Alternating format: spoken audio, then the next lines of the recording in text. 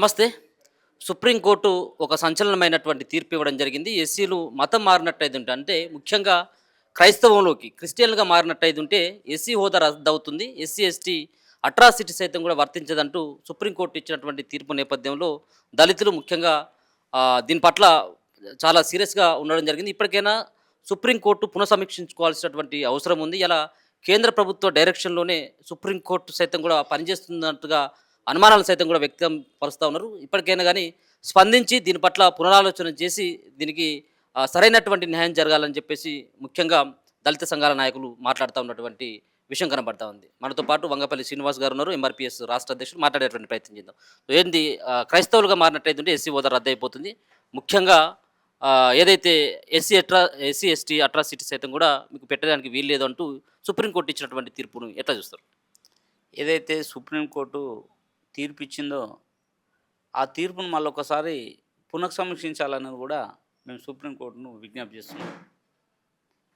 దీంట్లో బీజేపీ కీలకంగా ఆ తీర్పులు ఇచ్చే దాంట్లో కీలక పాత్ర కూడా పోషిస్తుంది. కోర్టు అంటేనే న్యాయం, దాంట్లో జోక్యం చేసుకోవద్దు ఈ బీజేపీ ప్రభుత్వం, ఆర్ఎస్ఎస్ అనేది కూడా మేము డిమాండ్ చేస్తున్నాం.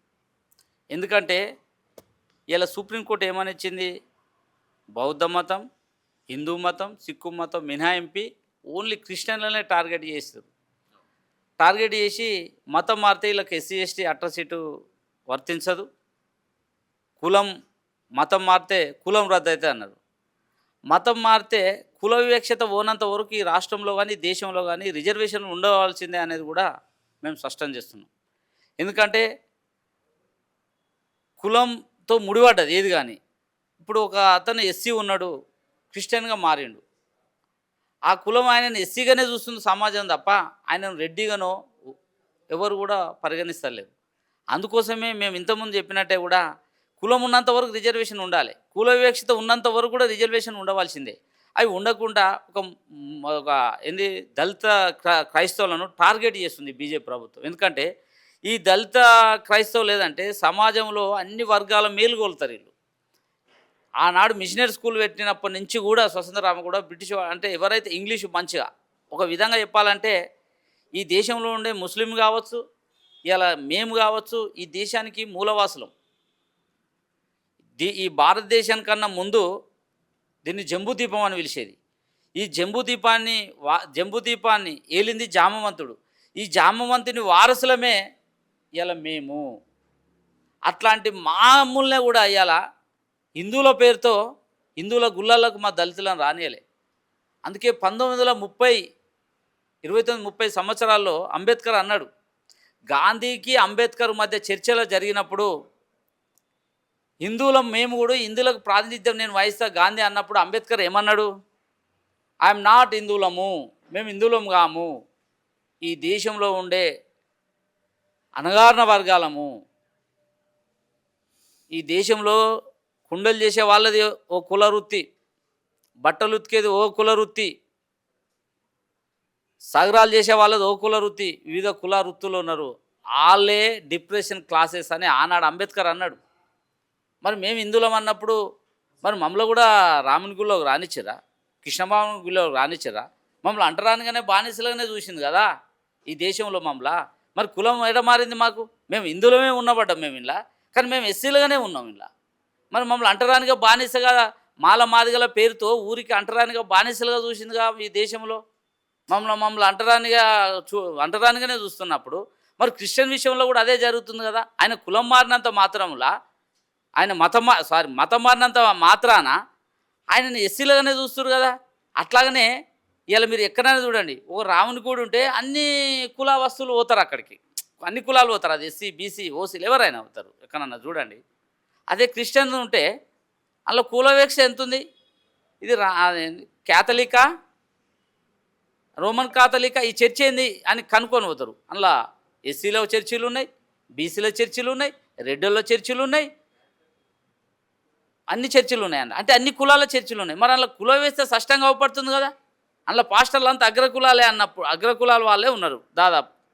మరి ఉన్నప్పుడు ఆ ఎస్టీ వారిని సమానంగా ఎందుకు ఆ చర్చిలో కూర్చోబెట్టలేకపోతున్నారు? అంటే వాళ్ళలో కూడా కుల వివక్షత చాలా స్పష్టంగా కనబడుతుందిగా. అట్లాంటప్పుడు ఖచ్చితంగా వాళ్ళను మతం మారినంత మాత్రంలా వాళ్ళని ఎస్సీగానే పరిగణించాలనేది కూడా మేము డిమాండ్ చేస్తున్నాం. అందుకోసమే సుప్రీంకోర్టుకు మేము విజ్ఞప్తి చేస్తున్నాం. మరొకసారి ఈ తీర్పును పునఃసమీక్షించాలంటున్నాం. అట్లాగే ఈ రాష్ట్ర ప్రభుత్వం ఏదైతే రాష్ట్ర కేంద్ర ప్రభుత్వాలు ఇక్కడ రేవంత్ రెడ్డి కావచ్చు, కేంద్రంలో నరేంద్ర మోడీ బీజేపీ ప్రభుత్వం కావచ్చు, ఈ మూమెంట్ ఏదైతే మొన్న కులగణన చేసి బీసీలకు 42% ఎట్లా అన్నారో క్రిస్టియన్ విషయంలో కూడా ఆ స్టాండు రేవంత్ రెడ్డి తీసుకోవాలి. రేవంత్ రెడ్డితో పాటు ప్రతిపక్షాలు కూడా మాట్లాడాలన్నారు. ఏ రాజకీయ పార్టీలన్నా ఎందుకో మాట్లాడతలేవు, ఎస్సీ ఎస్టీలే మాట్లాడుతున్నాం. అంటే క్రిస్టియన్ ఓట్లు అవసరం ఉన్నప్పుడు ఆ చర్చిలలో పోయి ప్రార్థనలు చేస్తారు, మీరు గెలిపించాలని, మీరు దీవించాలని అన్ని రాజకీయ పార్టీలు పోతున్నప్పుడు ఈ తీర్పు వచ్చి దాదాపు ఇలా 3 తారీఖు, ఇది 31 పోతే దాదాపు 10 రోజులు దగ్గర కావస్తున్నా మరి ఏ రాజకీయ పార్టీ అన్ని మౌనంగా ఉన్నాయండి? అంటే క్రిస్టియన్ ఓట్లు పార్టీలకు అవసరం లేదా? క్రిస్టియన్ ఓట్లు ఈ రాజకీయ పార్టీలకు అవసరం లేదా? ఎన్నికలు వచ్చినప్పుడు చర్చిలలో పోయి ఫోన్లు చేసి గంటల తరబడి అక్కడ మీరు ప్రార్థన చేయాలని ఆశీర్వదించుకున్న పార్టీలు ఎందుకు మౌనంగా ఉంటున్నాయి? అంటే కుల వివక్షత చాలా కష్టం, అది చాలా క్లియర్గా కనబడుతుంది కదా. అందుకోసమే మేము చెప్పేదంటే క్రిస్టియన్లను టార్గెట్ చేస్తుంది బీజేపీ ప్రభుత్వం, క్రిస్టియన్లను టార్గెట్ చేస్తుంది. ఈ క్రిస్టియన్లు ఉంటే ఈ సమాజంలో ఆత్మగౌరవం పెరుగుతుంది, క్రిస్టియన్లు ఉంటే చదువుకు ముందుంటారు, ఈ క్రిస్టియన్ ఉంటే కొంత జ్ఞాన సూచనలు చేస్తాయి. వీళ్ళని టార్గెట్ చేస్తే వీళ్ళందరినీ ఇవాళ జై శ్రీరామ్ పేరుతో ఈ దేశాన్ని మొత్తం ఒకటేయాలి. జై శ్రీరామ్ అంటేనే ఈ భారతదేశంలో ఉండే పరిస్థితి రేపు రాబోయేందుకు ఇప్పటి నుంచే సన్నాగం పడుతుంది బీజేపీ ప్రభుత్వము. జై శ్రీరామ్ తప్ప ఇంకొక పార్టీ ఇంకొక వాదన రావద్దు అనేది ఇప్పటికే ఆ ప్రణాళిక ఎంచుకున్నారు. అందుకోసమే క్రిస్టియన్లపై దాడులు చేస్తున్నారు. క్రిస్టియన్లపై రిజర్వేషన్ కొట్టించే దాంట్లో తీవ్ర ఒత్తిడి సుప్రీంకోర్టుపై కూడా ఒత్తిడి చేసింది బీజేపీ ప్రభుత్వం అనే సందర్భంగా గుర్తు చేస్తున్నాము. మందకృష్ణ గారు కూడా ఒక స్టేట్మెంట్ ఇవ్వడం జరిగింది. సో మొన్న కూడా ప్రెస్ మీట్ పెట్టి చాలా అంశాలను కూడా ప్రస్తావించడం జరిగింది. సో ఆయన చెప్పినటువంటి అంశాల్లో మీకు ఎక్కడైనా కానీ తేడాగా కూడా అనిపించిందా? అంటే మీరేమో బీజేపీ పార్టీతో లింకప్ అయి మాట్లాడుతున్నారు, అంటే సుప్రీంకోర్టును కూడా మ్యానిపులేట్ చేసేటువంటి ఒక వ్యవహారం ఉంది బీజేపీ పార్టీకి అని చెప్పేసి కూడా. సో ఆయన స్టేట్మెంట్కి ఇక్కడ ఉన్నటువంటి బీజేపీకి ఏమన్నా దగ్గర సంబంధం ఏమైనా కనబడతా ఉందా? స్పష్టంగా ఉంది. ఇప్పుడు ఆయన ఏంటంటే ఏకదమ్మున క్రిస్టియన్ విషయంలో నేను మాట్లాడకపోతే ఈ సమాజం నన్ను దూరం కొడుతా అనే ఆలోచనతోటే కృష్ణన్ నాది మాట్లాడడం జరిగింది. కృష్ణన్ నిజంగానే జాంబో పురాణం గురించి చెప్పేది, జామవంతుని గురించి చెప్పిండు, మేము స్వాగతిస్తున్నాం. రాముని గురించి మాట్లాడిండు. అరే ఆ యుద్ధంలో రామునికి సహాయపడ్డది మా జామవంతుడే అని మాట్లాడిండు. అది నిజమే, వాస్తవమే. మరి నిజంగా హిందువుల గురించి అట్లా మాట్లాడిన కృష్ణన్నయ్య మాటలు వేరుంటాయి, చేతలు వేరుంటాయి. మాట ఒకటి ఉంటే చేత ఒకటి ఉంటుంది. నిజంగా కృష్ణన్నకు హిందువుల గురించి ఇంత బ్రహ్మాండంగా మాట్లాడిండుగా. కృష్ణుడు మా బావే అంటుండు, ఆంజనేయుడు మా ఆదివాసి అంటుండు, జామవంతుడు మా మూలవాసి అంటుండు. నిజంగా కృష్ణన్నకు నిజంగా అది ఆంజనేయుని గురించి మాట్లాడుతున్నారు. రేపు కొండగట్టుకు ఫ్యామిలీతో వచ్చి దర్శనం చేసుకుంటాడు. చేసుకోమని కృష్ణన్నను విత్ ఫ్యామిలీతోటి అక్కను, వాళ్ళ భార్యను, వాళ్ళ కొడుకులను, బిడ్డను, అల్లుని తీసుకుపోయి కొండగట్టును దర్శనం చేసుకోమని. రాముని గురించి మాట్లాడాడు. భద్రాద్రి రాముని దగ్గరికి రేపు బొమ్మను పోతాడేమో ఫ్యామిలీతోటి, పోతాడేమో చూడండి, పోలేడు. అంటే వాళ్ళు ఎవరైనా అంటే తనని ఎవరైనా రానివ్వరనా, లేకపోతే తనకి ఇష్టం లేదని చెప్పేసి అంటా ఉన్నారు? ఇష్టం ఉండదు, మాటలో ఉంటుంది తప్ప ఇప్పుడు నేను ఇదే తొలి వెలుగు నేను అడిగిన క్వశ్చన్ను రేపు పోయి అడగండి. అక్కడ పోలేడు, మాటలు అవుతుండే, చేతులుండి. ఆయన ఎంతసేపు బీజేపీ కనసందులోనే పనిచేస్తాడు. అంత బ్రహ్మాండంగా చూసి ఇటు క్రిస్టియన్లకు కంటు కాకుండానే ఇక్కడ కంటు కాకుండానే కూడా మరి మోడీ దగ్గర తీసుకుపోయి తప్పు అని క్రిస్టియన్లను తీసుకుపోయి పొమ్మని ఒక స్టేట్మెంట్ ఉత్తగానే మాటల వరకు వేరు, మళ్ళీ అటు పోయి దీన్ని అంతా మనువాద రూపంలో తీసుకొని వస్తాడు తప్ప అసలు దళితులన్న వాళ్ళు మనువాదాన్ని అంగీకరిస్తారా? మనువాదానికి మాదిగవాదమే ప్రతివాదం. అది మనం మొదటి నుంచి చెప్పింది. క్రిస్టియన్ నాకు తెలియదా? బీజేపీ ప్రభుత్వం హిందువులో మేమంతా చరిత్ర చెప్పినాడు, హిందువుల పూజారని ఈరోజు ఎందుకు మాట్లాడుతున్నావు? ఆనాడు ఎందుకు మాట్లాడలే? నిన్ను బల్లల్లోకి రానియలేదు, గుళ్ళల్లోకి రానియలేదు. మనల్ని కొన్ని ఏండ్ల తరబడి మనవాదము ముసుగులో మనపై దాడులు చేస్తున్నారు. వాస్తవమా కదా? మరి అట్లాంటి బీజేపీ ప్రభుత్వంతో నువ్వు ఎట్లా జతగడతావు?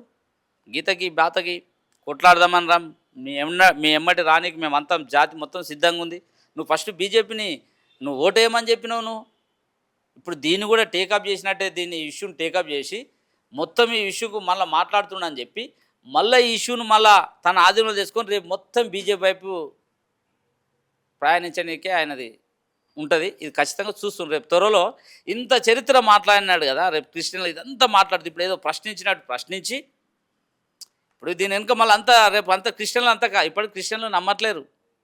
అరే ఇప్పుడు కృష్ణమాది అని కాదని చాలామంది మేధావుల దగ్గర పోతురు, చాలామంది దగ్గర మాట్లాడుతారు. వాళ్ళతో పాటు మాలాంటి వాళ్ళకు కూడా ఫోన్లు చేయడం జరిగింది.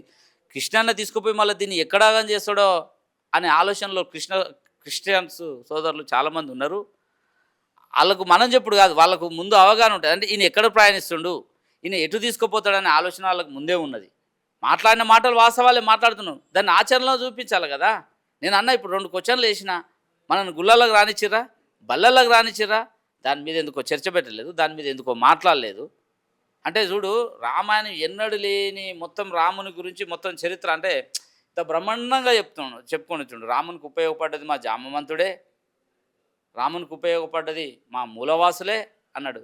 ఇవాళ పూజారులు ఇవాళ మా ఇన్ని రోజులు ఎందుకు మాట్లాడలే? సరే ఎప్పుడోసారి మాట్లాడండి, రేపు ఆచరణలో పెడితే అంతా కూడా కలిసి మా కృష్ణమాదేవి మాకు ఎప్పుడైనా వ్యక్తిగత దోషాలు ఉండేవి, సిద్ధాంతపరంగా వైరుధ్యం ఉంటుంది తప్ప వ్యక్తిగతంగా కృష్ణాన్నని ఎందుకు గౌరవంగా సంబోధిస్తున్నాను నేను. అందుకోసం ఎప్పుడైనా మందకృష్ణ అన్నకు మాకు ఎప్పుడు సిద్ధాంతపరమైన ఆలోచన మీదనే మేము పనిచేస్తాం తప్ప ఆయనకు మాకు వ్యక్తిగతంగా ఉండేవి. ఏ వైరుధ్యం వచ్చినా ఏదొచ్చినా సిద్ధాంతం నచ్చగానే విభేదిస్తాం తప్ప వ్యక్తిగతంగా ఏముండదు అనేది కూడా మేము స్పష్టం చేస్తున్నాం.